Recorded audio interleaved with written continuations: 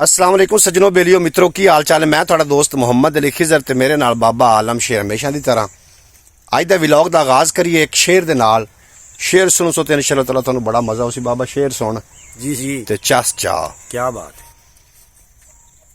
कि रखे लख कोई उच्चे शिमले हाँ सानू की मैं की जाना, मैं की जाना क्या बात करे हाँ दुश्मन जम जम हमले क्या बात मैं की जाना ते मेरे दिल विच लगे होए ने इश्क दे बूटे वाह आ तेरे बाग बगीचे गमले मैं की जाना। क्या बात क्या बात मैं तो मंगना जुग्गी नासिर शहर मदीने क्या बात तेरे उच्चे उच्चे बंगले मैं मैं की की जाना। जाना क्या बात तेरे उच्चे उच्चे बंगले मैं की जाना। और बाबे नु आज पानी लगना आज पानी लगना जी। मटरां नु पानी लाऊं मटरां नु पानी लाण लगा जी, सब्जी नु पानी लाण लगा ते कणक दा की हालात बने। कणक जमदी पई है जी। अच्छा कणक नु अगली बारी ते पानी लेसा इंशाअल्लाह। जी जी ठीक हो गया। जिंदगी होई तां क्योंकि जिंदगी वफा करे ते गल बनदी है। बिल्कुल। हाँ एक शेर होर सुन जी सुनाओ जी।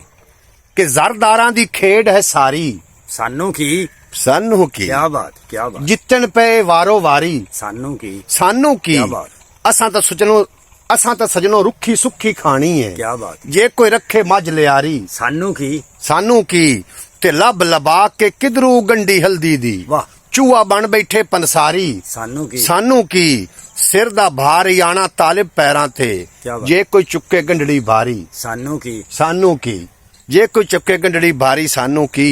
और आखिरी शेर भी आते बैटरी भी बिल्कुल भाग गई बाबा। हाँ वो आखिरी शेर मुड़ पेंडिंग ते रखने हैं। चलो पेंडिंग कर चलिए फिर चलिए आ जा फिर ठीक हो गया जी। लो जी बाबा आलम शेर कामान उड़ाइंदा हुंदा तीर नाल।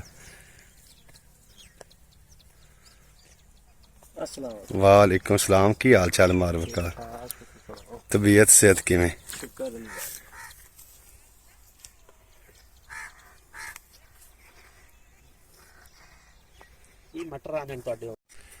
बाबा आज तो अरतरुल गाजी बनया वना हाँ जी तीर चाय वना खैर ते चाय वना ਕਾਂ ਜਿਹੜੇ ਨਾ ਕਾਂ ਯਾਰ ਨਾ ਹੀ ਪੈਣ ਬਾਣ ਦਿੰਦੇ हां ਮਟਰਾਂ ਨੂੰ ਖਾਦੀ ਜਾਂਦੇ। तेन जो आख्या तो कोई कली च टांग या कोई सोटा टांग ਕਲੀ के ਲੱਦੀ ਕਾਜ ਨਹੀਂ। सोटा टांग के उत्ते काली लीर च टांग ਹਾਂ तू बड़ा मुड़ा के लगो ਆ ਟੰਗ ਦਿੰਨੇ ਆ ਜੀ ਕਾਲੀ ਲੀਰ ਵੀ हैं ਅੱਜ ਕੇ ਕਾਲੇ ਟੰਗ ਦਿੰਨੇ ਆ ਮਾਰ काली लीर टांग ਦਿੰਨੇ ਆ। उत्ते कुन्नी करा ते ना जिवें खड़े होंदे ने बुत जे ਹਾਂ उत चाह दे विचले सान टांग चला तेरी कावां वाली उत्ते तीर च टांग ਉੱਤੇ ਤੀਰ ਟੰਗ ਦੇ तेरे कावां वाला सिस्टम मुक्के ਤੀਰ ਟੰਗ देने आपे तीर चलाइंदा ही वसिंत या मुड़ के से कहां दे थे ने पास आपे आदा पारा ही दे लमें ਇਹਨੇ ਕਰਨੇ ते इत्थों तीर बनाई सी ਆਖਿਆ ਤਾਂ ਮੈਂ ਉਹਨਾਂ ਨੂੰ ਹਾਂ ਕੱਲ ए तीर सीधा कार खबर ਅਸੀਂ ਤੀਰ ਸਿੱਧਾ ਕਰ ਦਿੱਤਾ। वाह अरतरुल गाजी पे लगना है मुड़ और हुण की चाहिदा। हां जी बाबा।